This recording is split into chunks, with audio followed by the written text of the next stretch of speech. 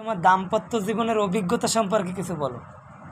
দাম্পত্য জীবনের অভিজ্ঞতা সম্পর্কে যদি আমি বলতে চাই, প্রথমত বলবো পুরুষ মানুষ প্রতিনিয়ত তার লাইফের সাথে স্ট্রাগল করতে হবে, তাহলেই মানে কি তার জীবনে সুখী আসবে। আর দাম্পত্য জীবন বলতে বোঝা যাচ্ছে বিবাহিত জীবন।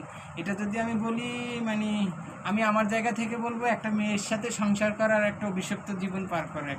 কারণ তো তুমি তাকে যতই দাও, সে কখনোই মানে কি তোমার প্রশংসা করবে না, আর যেই নারী তোমার প্রশংসা করবে সেই নারী তোমাকে কখনো ভালোই বাসবে না। তুমি মেয়েদের সম্পর্কে কি বলতেছো, মানে নিজের স্ত্রী সম্পর্কে এদের স্বামীর উপর আসলে চাহিদা থাকে কতটুকু?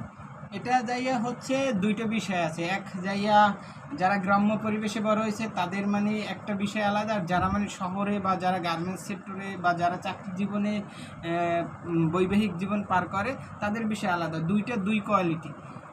একটা গ্রামের মেয়ে তুমি তাকে যতটুকু দেবা সে অতটুকু নিয়ে খুশি থাকবে, কখনো তোমার কাছে ওভাবে চাবে না।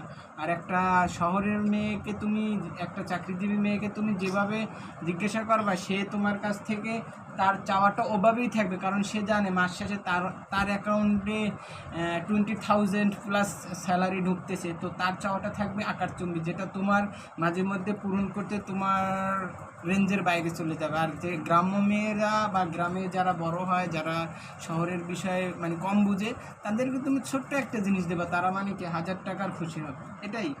আচ্ছা।